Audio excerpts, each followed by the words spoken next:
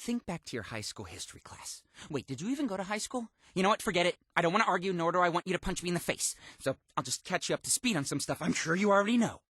The lost colony of Roanoke was a British colony off the coast of what we now call North Carolina. As the name implies, it disappeared. Okay, the colony, not the island. 115 people just whoosh, gone. Okay, goodbye. To this day, no one knows what happened to them. Well, no one except for me and every other supernatural junkie on the planet. See, the darkness was first carried to North America by one of the colonists, and where the darkness goes, its enemies follow. One of those enemies, the Angelus, came to a nearby tribe of Croatoan natives. Influenced by the Angelus, a Croatoan maid slipped into the colony under cloak of night and massacred the colonists in their sleep. This is the weapon she used, Roanoke's Bane. But the Angelus had been mistaken. The darkness was not in Roanoke, as it was being carried by the colony's leader, John White. John was back in England, procuring more supplies. When he returned to find Roanoke deserted, the darkness knew the Angelus had been there. Unfortunately for the Croatoans, the Angelus had already moved on. They were defenseless when the darkness fell upon them, much like the colonists had been. Fair's fair, I suppose. This one's a little tricky. You know the story of Noah and the Great Flood, right? Okay, humanity grows wicked, God floods the planet, family survives on floating zoo, classic Sunday school. Well, here's what really happened. As you know, the darkness feeds on human suffering. Well, let me tell you, if you think life sucks today, imagine how bad it was back then, before indoor plumbing. The darkness was at an all-you-can-eat smorgasbord of pain, and every meal was making it stronger. Seeing as the Angelus was indisposed at the time, God decided to step in with one of his great ideas. Noah builds the ark, God floods the earth. 99.9% of mankind dies a horrible death. The darkness is destroyed. Huzzah! But did that happen? No, sir! Guess who was waiting once the world is dried off? That's right. Needless to say, the Almighty had a little egg on his face. According to legend, God breathed his remorse into the first seashell that Noah found once he left the ark. That shell became known as Yahweh's Lament. I know, it's a different spelling. It's missing some letters. Place it to your ear and you will hear the voice of God. That said, only the truly mad or the nearly dead can fathom God's almighty words, which is kind of scary seeing as how I think I can hear something whispering to me right now. Okay, not gonna think about that right now. Anyway, that's the deal with this thing. It's either Yahweh's Lament or it's a seashell. The world may never know. Oh, wow. You seriously have a copy of the True Revelation? I'm impressed, Jackie. Didn't peg you as the reading type. To call this book rare would be laughable. Magic swords, true love, steak. These things are rare. The True Revelation is one of a kind. I'm not exaggerating. Every copy is completely different. See, the True Revelation is actually the Revelation of John, the Bible's explosive summer blockbustering finale. There are three schools of thought about the Revelation. The first believes it is a literal prophecy. This is retarded. The second believes it's a metaphor for Roman persecution. Plausible, but boring. The third believes it is a code that, once deciphered, will reveal the true revelation. People who believe this tend to be insane, but also extremely fun at parties. Now, everyone deciphers the revelation differently, which is why each copy is entirely unique. Just flipping through this one, it appears to have been deciphered by the Brotherhood. In fact, it predicts the Brotherhood's descent into Crazy Town. That means this is a relatively true revelation. See, we can prove the Brotherhood went crazy, but we can't prove what the revelation predicted. Chances are the man who wrote this copy only saw what he wanted to see inside the revelation. Or he was insane and just poured his depravity onto the page. Like they say, write what you know. Either way, this translation has probably guided the Brotherhood's actions for at least a century. Kind of like the normal Bible still does today, Almost makes you wonder who's crazier. You know, Jackie, you bring me the nicest things. Your methods could be a little less mass murdery, but who am I to argue? Anyway, you wanted to know about this piece. It looks like a panel from the Metatron Steely, I don't know, we're gonna say steel, okay? Which would be amazing if it weren't impossible. See, the Metatron steel was carried down from heaven by Enoch, way back at the start of time. This wasn't easy. The steel was a stone slab, carved directly from the seed of creation. On it was inscribed every revelation Enoch witnessed in heaven. The amount of knowledge contained on just an inch of this thing would shatter our every notion of creation. So, of course, someone fucking lost it. Lucky for us, someone else was smart enough to copy it. Well, parts of it. This is one of those parts. It's called the Sister of Light, and it's pretty important, at least concerning you. Think back to Genesis. There were only two things in the beginning, light and dark. The Bible says God separated the two, turning light into day and darkness into night. But in actuality, the darkness just stayed the darkness, and the light became the Angelus, or, as it was once known, the Sister of Light. What is the Angelus? Well, not to bum you out, but according to legend, it's your other half, Jackie, and all it wants is to rip you open and burn away the darkness. Yeesh. There's just not an easy way to lay that on somebody. See this sexy guy right here? This is the Dark Man. As you can tell by the cute little demon heads on either side, the Dark Man was one of your predecessors. In fact, he's the first Darkness host we have any record of. We know there have been hosts before him, but none of them got statues, so fuck him. You know, no one knows who the Dark Man was or where he came from. All we have to go on is one passage from the Hidden Testament of Moses. If I can paraphrase, it says, "He walked out of the wilderness, a dark man who spoke with authority." You know, like James Earl Jones. And those words were black, even the wisest were swayed. Cue 40 years of horror unlike anything the world had ever seen. Oh yeah, you heard that correctly. 40 fucking years. Moses wasn't lost in the desert for 4 decades. He was fighting a war against Mr. Tall, Dark, and Stretchy. Seriously, I mean, what's up with this guy's neck? He's like a giraffe. Anyway, what were we talking about? Oh, the 40-year war. Before the war had ended, the Dark Man had eaten Moses' heart, which is the real reason Moses never saw the Promised Land. It's also probably why the Dark Man got a statue. I mean, killing Moses is a pretty big deal, historically speaking. Whoa, hold up. Whoa, whatever you do, for the love of God, don't ever let that blade touch your skin. I mean, what do you think you're doing bringing that here? Well, okay, yes, this is your house, so I guess you can do whatever the fuck you want. But remember, I'm here to help you figure if what you want to do is actually something you don't want to do. Trust me when I say, using that knife falls into the latter category. That's a Furba, which on its own is dangerous enough to a guy like you. A Furba's blade will pin a demon to the spot. Once that's done, only the person who shanked the demon can free it. Now, it is possible that a normal Furba wouldn't be strong enough to bind you, but this is the Trinity. Its blade was forged from the 3 nails that crucified Christ. Not normal! Extremely not normal! If you'd cut yourself with the Trinity, you would have been paralyzed. The only person who could have set you free would have been you, which you wouldn't be able to do because you would be paralyzed. Do you see the paradox here? Come to think of it, you ever decide to touch this stuff, just ask first. All right, nothing big, just a simple, "Hey, Johnny, is it okay if I touch this?" And I'll say, "Sure, Jackie." That absolutely will not trap you in a never-ending loop of torment. Or I'll say the other thing. You know, no. Okay, so you know the story of the 10 Commandments, right? Of course you do. Okay, Moses went up a mountain to receive God's law. When he came back down, Moses found his people worshiping a new god, the golden cow. But they didn't call it the golden cow. It had a name, but legend says God struck it from man's tongue, never to be uttered again. Nowadays, we just call it the Graven Image. Well, Moses was pissed, obviously, so he disbanded this little cow cult. Some of his people, being of a progressive mindset, were like, "Hey, what about freedom of religion, man?" To which I assume Moses responded, "You're kidding, right?"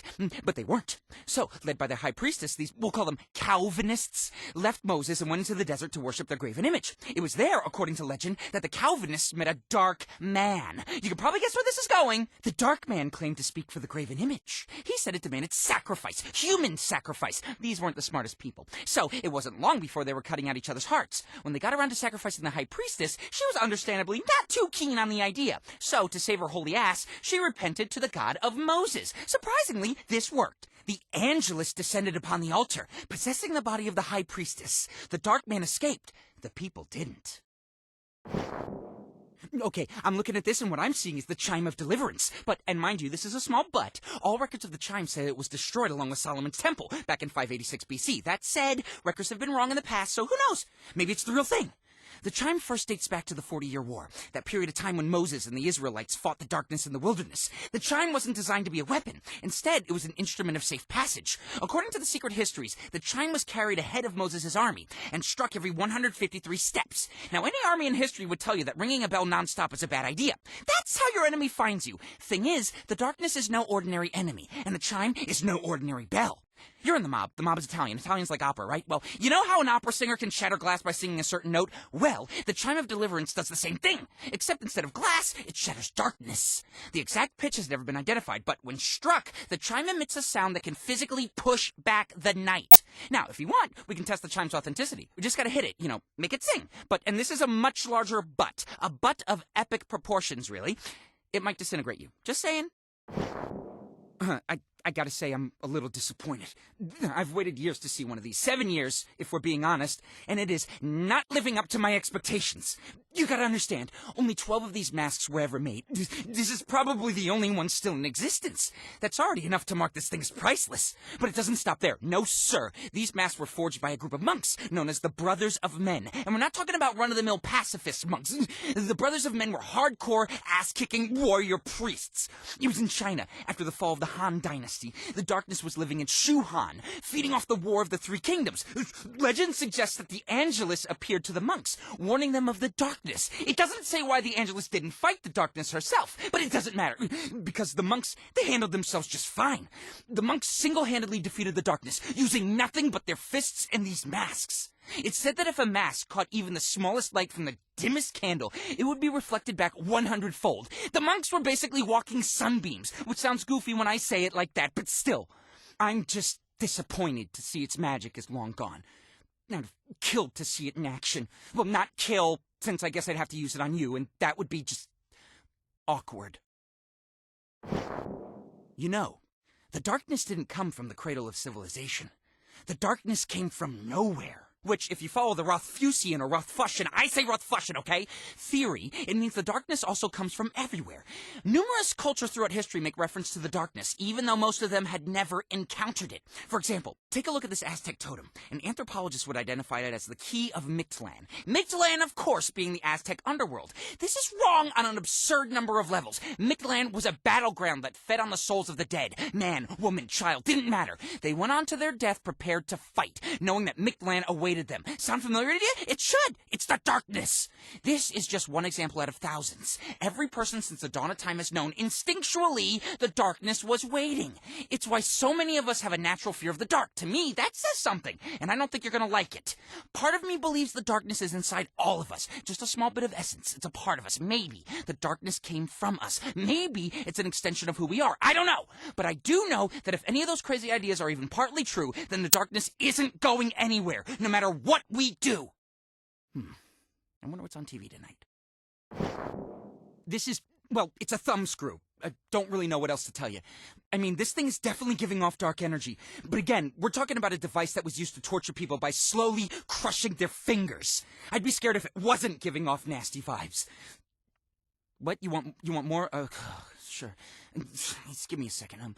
Okay, I got something.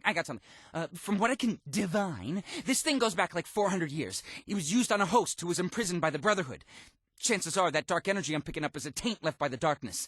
Meaning this isn't just any thumbscrew, it's an evil thumbscrew, so it hurts more. Maybe? Oh, that's still not enough. Okay, fine. This is the infamous Black Thumb. In 1631, it single-handedly ripped and raped its way across the English countryside, leaving behind a trail of bloody bastards and broken dreams. Never has the world seen such carnage. Pray it never will again. Yes, I am being sarcastic. No, I don't want you to kill me. Okay, I'll shut up now. You know, Jackie, this thing inside of you, the darkness, to you, it's a curse. But not everyone sees it that way. It's like that old saying, one man's curse is another man's, gimme. You know, I mean, that's a stupid way to think, obviously. The darkness is the possessor, not the possession. But stupid people do stupid things, which is why many of them have tried to steal the darkness over the years. Lucky for you, I guess, these attempts usually don't go very far. Take this relic, for instance. Over time, it has earned the name the Fool's Phylactery. If you ever played D&D as a kid, and looking at your muscles, I will assume you did not. You'd know that a phylactery is like a Tupperware for souls. It keeps them safe, fresh, unspoiled. It also doesn't fucking exist. Nowhere in all the black arts is there such a thing as a phylactery. See, the Fool's Phylactery is a hoax perpetrated by a monk back in the 1600s. He has his fill of religion and was looking to cash out, so he crafted this fancy container, forged some ancient scrolls, then sold it to the first rube he could find. That idiot tried to catch the darkness and got eaten instead. You'd think that would be the end of it, but no. 400 years and countless dead later, this shit is still going on. People are fucking idiots. This is why I live in a box, under a bridge. What you're holding is the very first artistic interpretation of the darkness. Or as it was known then, he who comes with the night. Not the catchiest of names, but pretty good when you consider that most people are still living in caves. Anyway, at this point in history, Cain, Adam's son, as in the Garden of Eden, first guy to ever walk the earth, Adam, had dealt with most of the demons and assorted nasties that still roam the world. But no one had faced the darkness yet. See, God protected Cain from the darkness by making him unkillable. It was a great plan. If you happen to be Cain, everyone else, not so much. Murder didn't stop just because Cain ran out of brothers to bludgeon, so the darkness still had plenty of souls to latch onto. Some legends suggest the darkness was first carried by a son of Lilith. Others say it was a Nephilim, but I don't buy that one. We'd all be dead if that was the case. case. Not that it matters. Okay, whoever it was, through him, the darkness raped, ravaged, and generally fucked things up. Only the Angelus had the power to face the darkness. All Cain could do was warn people. So he sculpted 12 of these statues, entrusting them to 12 holy men. They carried these statues across the land, spreading word of he who comes with the night. But the darkness did not want to be known. Within a year, it had devoured all 12 of them. The statues were gone, shattered, or lost to time. Well, until now, apparently. You know, this isn't the first time the Brotherhood has tried to take the darkness. Yeah, things look bleak right now, but believe it or not, they've done worse. A lot worse. It was a long time ago. So far back, no one knew the Brotherhood even existed. They'd been around, but necessity required they keep a low profile. See, they were watching the darkness, studying it, learning what made it tick. They already knew enough not to fuck with the darkness. So if they were going to move against it, they needed to be totally confident in their knowledge. I have to give them credit. The Brotherhood knew what they were doing. They accurately predicted who the next host would be. Swapping children at birth, they raised the host as one of their own. Then, when he came of age, they chained him to a table and tortured him to death. This is the blinding sun. One of these was inserted into each of his eye sockets, gouging out each eye in the process. Each device was then slowly expanded until it shattered his forehead and cheekbones. This was the first of 12 tortures. The darkness didn't manifest itself until the 4th. That means it took 2 more of these unspeakable acts before the Brotherhood could be certain they had the right guy. That doubt didn't even slow them down. These are bad people, Jackie, and they have it in them to be a whole lot worse. I don't know if you've looked inside this box, but the ashes in here? Yeah. Definitely a dead guy. In fact, I think this dead guy used to be Cain. You know, first son of Adam and Eve, formerly of Cain and Abel, that guy. Now, there are 2 theories about what happened to Cain. The first claims that he married his sister and built a house, where they lived until the day it collapsed, killing him. And honestly, that's so fucking boring I almost believe it. The second theory, however, claims Cain wandered the world for 100 years. See, God had set him on a path of atonement. So, alone, armed with nothing but his murder stick, Cain fought to rid our world of darkness. And by all accounts, he was pretty good at it. Not that I'm surprised. I mean, this is the guy who invented murder, fratricide, and hate crime all in one go. Obviously, he had talent. But talent won't get you very far against the darkness. Cain had heard of a woman called the Sister of Light. We know her as the Angelus. Cain tracked her down, seeking an ally against the darkness. Thing is, the Angelus is one nasty bitch. Real stickler for the rules. 100 years couldn't remove the stench of Abel's blood, so when the Angelus got a whiff of Cain, she burned him on the spot. Seeing as how I'm holding a box of his ashes, I'm inclined to believe the second theory.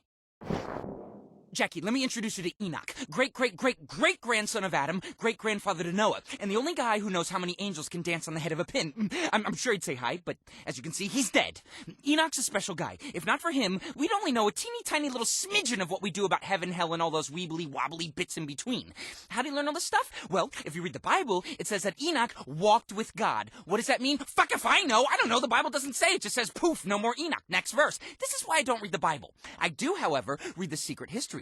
And it's there that we learn Enoch actually ascended to heaven, where he apparently took some night classes, because the next time we see him, he's back on Earth, busy being the world's foremost expert on all things occult and supernatural. Do you know how many other people have been invited to heaven just for a visit?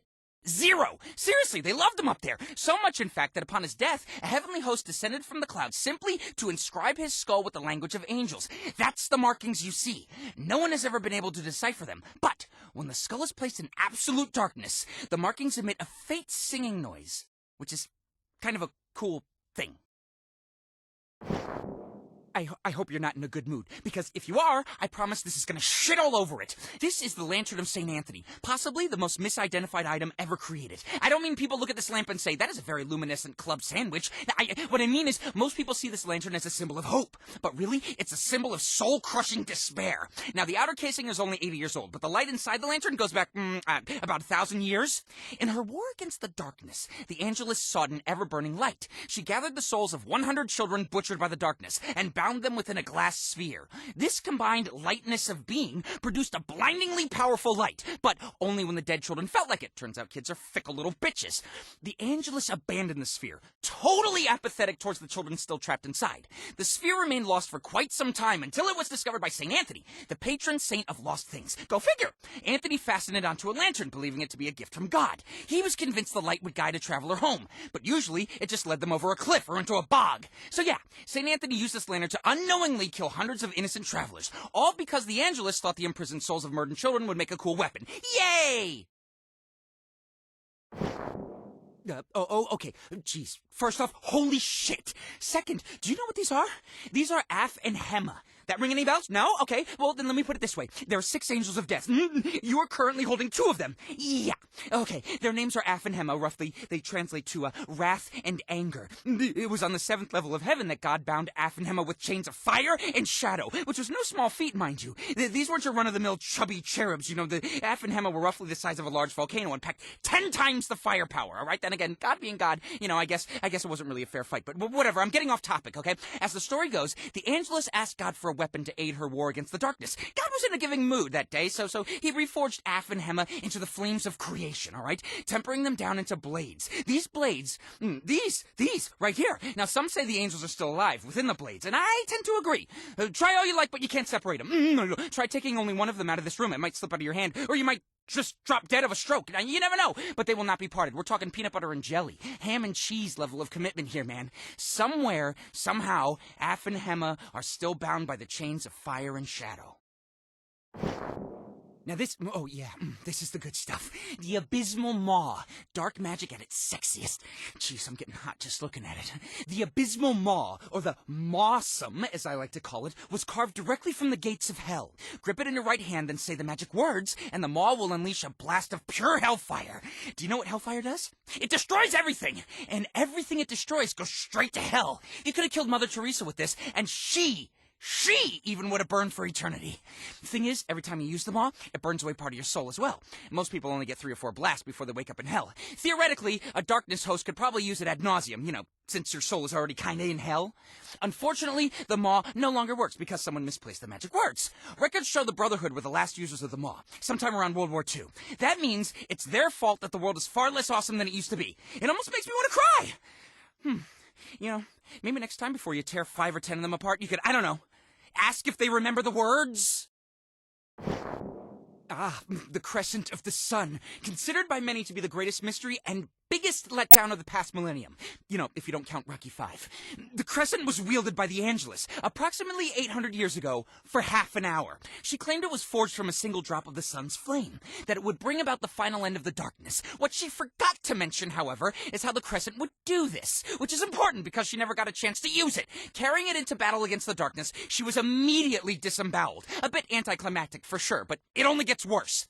A few years later, the crescent was rediscovered by a holy warrior. Once again, the blade was wielded against the darkness. This time, it even managed to get a few good swings. But you know what? The blade passed through the darkness, like a knife through water. Later, after monks recovered the crescent from the warrior's corpse, it was tested against multiple targets. Turns out the blade passes through all matter. People, stone, trees, kittens, just whoosh, goes right through. No harm, no foul. Could be only the Angelus can wield the crescent, but if so, why has she never tried to reclaim it? Personally, I think the Angelus talked a big game. It was just as surprised as everyone else when the crescent turned out to be worthless. Which begs the question, where did the crescent come from? I got no idea, but I hope she kept the receipt. Okay, Jackie, time for a quick history lesson. Buddhism was founded by Siddhartha Gautama. I don't even know if that's the right pronunciation, just go with it. Siddhartha led an extraordinary life, but for our purposes, his death is what's important. History says Siddhartha announced his imminent death at the age of 80. Immediately after making this announcement, he ate his last meal. It was an offering made by a blacksmith. Siddhartha then became ill and died. Obviously, there was more to it, but I'm not here to teach Religion 101. Those are the main points. Before dying, Siddhartha made sure his followers knew that the blacksmith had nothing to do with his death, because, from all accounts, Siddhartha was a pretty stand-up guy. Unfortunately, he was way off on this one. The blacksmith totally poisoned him. And that's not all. He also gave Siddhartha water from his pitcher. This pitcher. As you can guess, this is no normal pitcher. This pitcher works like a soul pump. Drinking out of it creates a mystical vacuum inside the jar. Stop drinking, and your soul is whooshed into the clay, where it remains until the magic is broken. The magic on this relic is unbelievably strong. It's held for over 2,000 years, and that's why this relic has earned the name Siddhartha's Tears, because Siddhartha is still trapped inside. Who'd do such a thing to such a nice guy like Siddhartha? I think you already know. The darkness is the enemy of peace and unity. Its wrath is not always violent, but it is cold and unyielding. Just like Siddhartha's tears. Or the Red Sox. Ew. Oh, you feel that? This thing's hitting an 11 out of 10 on my creepy meter. Just being near it feels like I got worms under my skin. Worms that are creeped out as I am because they got worms under their skin. Am I painting a clear enough picture? You may look at this and see an iron mask. Just a common torture device used to humiliate someone. It didn't cause any physical pain. It was just a symbol. If a person was dirty, their mask looked like a pig. If they fucked around, it looked like something that fucked around. I don't know, a rabbit. Okay, now if you look closely at this mask, you'll see it kind of looks like a demon. Makes sense since it was worn by a former darkness host. Maybe you heard of him? Vlad the Impaler, better known as Dracula. Not many people can claim they were the source material for a famous monster. In fact, I only know of two. This guy and Helen Keller. What you don't realize is that this mask isn't creepy because Vlad wore it. It's creepy because he wore it voluntarily. He wanted everyone to know exactly who was coming to impale them on a giant fucking spike. And just to add insult to an insanely painful mortal injury, do you know what he named his mask? The Mark of Cain. As if to say, that's right, bitches, I'm unkillable. This might be the most fashionable fuck you in the history of man. Oh, you'll appreciate this, being a former altar boy and all, I assume. And this is the head of Pope John XII. Well, the shrunken head. At least, I hope it's been shrunk. If not, then I imagine he had trouble wearing his Pope hat. Anyways, turns out Lil John here was the only darkness host to ever become Pope, which would explain why he's considered one of the worst popes of all time, though, ironically, not one of the worst hosts. You'd think the darkness would have used the papacy to run rampant, but honestly, John XII spent most of his time disemboweling his deacons and boning up on the ladies. Actually, never mind. Now that I think about it, he did summon a few not-so-minor lust demons into the Vatican, then turned it into a brothel, and by brothel, I mean charnel house, aka place where dead bodies are dug up and stored after their graves are more or less desecrated. So, yeah, Pope John XII was a huge dick, in more ways than one. Small side note, I have it on good authority that 3 of those demons are still around doing their thing, so do yourself a favor and never take a naked tour of the Sistine Chapel. Not that they offer one, still, just don't. Listen, I'm gonna tell you about this particular relic, but you gotta promise me something. No matter what I tell you, you can't let this get weird, okay? Okay? Okay.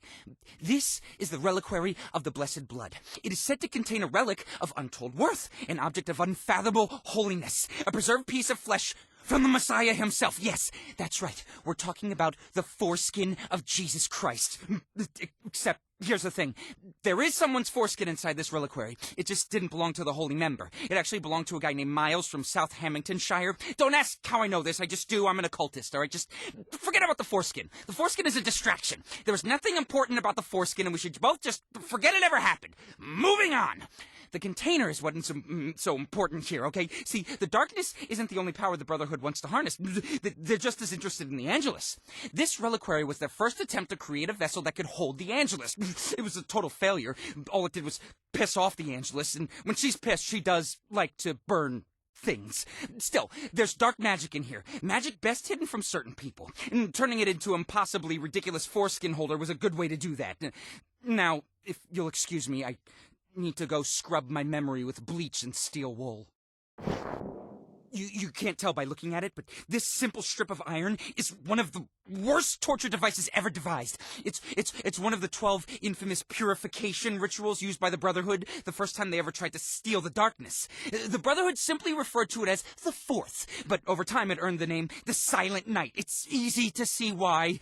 Long time ago, the Brotherhood stole a darkness host at birth. They then raised him as one of their own, only to torture and kill him in an attempt to force the darkness out. This strip was forced into that unfortunate host's mouth, keeping it open. It was then wrapped around his jaw, leaving a slit where his tongue was inserted. The gag was then slowly tightened. The first thing it did was slice off the host's tongue. But then the gag was tightened further, and it completely shattered and dislocated his jaw.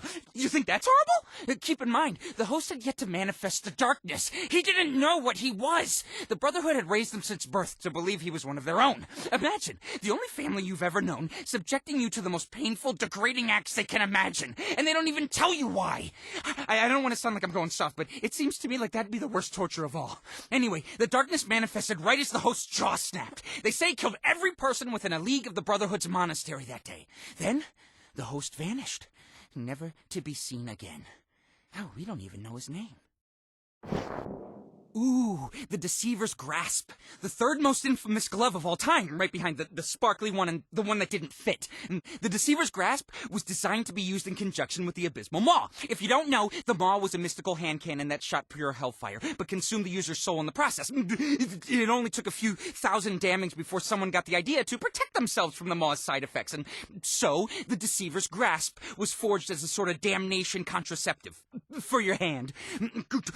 Current theory holds that the Brotherhood created the glove, which would make sense, since it employs a rather nasty bit of transference magic. See, when laced with the blood of another living person, the glove allows you to wield the Maw without having your soul burnt away, whereas the poor sap whose blood you used will spend eternity cozied up beside the fires of hell. Come to think of it, a better name for this thing would have been the Asshole's Bait and Switch, or My Slimy Brother Ted. It doesn't sound as ominous, I admit, but it's just so damn accurate. Wow, okay, shit, where do I start? What you got here is the first. As you can guess by its name, this thing goes way back, like way back, to the beginning. You're a good Catholic boy, so I know you remember the story of Cain and Abel, how Abel was like, oh, God loves me, and Cain was like, jealousy, wham, and killed him. But this, that's right, you're the new proud owner of murder stick number 1, so congrats, I guess. Now, the story goes that God was so pissed that he marked Cain, set him walking the earth forever, unable to die, but that's only half true. See, Cain brought murder into our world, back in when it was, still new and teeming with free-range evil. This made him a target for certain dark influences, if you catch my emphasis. Even if Cain was a brother-murdering jackass, God wasn't going to let the darkness run a train on him, so he made Cain unkillable. As you know, the darkness deals in death. If Cain couldn't die, the darkness couldn't take him. Not a bad move on God's part. But God doesn't just hand out free prizes, especially for murdering your brother. So he set Cain to a task, cleaning up all that leftover darkness from before creation. Unfortunately for Cain, unkillable did not mean immortal, but that's a different story altogether. You want to know how the Brotherhood got to be the fun-loving psychos they are today?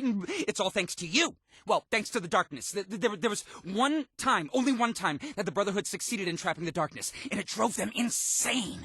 The darkness is not to be fucked with, and even when in prison, it is a force to be reckoned with. For decades, the Brotherhood watched over the siphon, the darkness stirring within it, perverting their minds. It wasn't long before the Brotherhood decided the only way to save the world was to destroy it. Gee, wonder who gave them that idea. There was one brother who stood firm against the taint. Now, not that kind of taint. Get your mind out of the gutter. Focus! His faith was so ironclad, the darkness couldn't touch him. When he learned what his fellow brothers planned to do, he knew there was only one option. He set the darkness free. Now, this didn't make the Angelus happy. No, she returned to the earth just so she could deliver the granddaddy of all smitings. That one faithful brother was reduced to ash just moments after he'd saved the world. The Angelus's rage burned so hot, it consumed the brother's soul entirely. He stopped the Brotherhood from destroying all creation, and in return, he became the first human to ever beat non-existence. In all of heaven and earth, the only thing left of him are these ashes. The ashes of the unnamed. Kinda lends credence to that saying, no good deed goes unpunished. Holy shit, Jackie, this is big.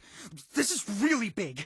You know how the siphon of the Angelus was designed to hold the darkness? Well, this is the prism of the brothers, and it's meant to hold the Angelus.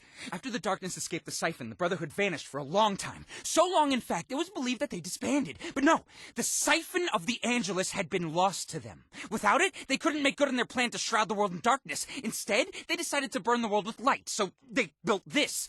When the darkness and Angelus re-emerged during World War II, the Brotherhood was waiting for them. Don't ask me how, because I sure as hell got no idea, but the Brotherhood defeated the Angelus, trapping her inside the prison. Okay? Where, according to legend, she remains today. But here's the thing, Jackie. I'm looking at this prism right now, and I'm not picking up a thing. No holy essence, no dark magic, nothing. The Angelus is not inside the prism. In fact, it never even touched it. If I can be honest, this scares the living fuck out of me. The Angelus has not been seen on our world in 70 years. We thought it was because she was trapped in this, but she's not, Jackie. She's still out there. Where the fuck is she?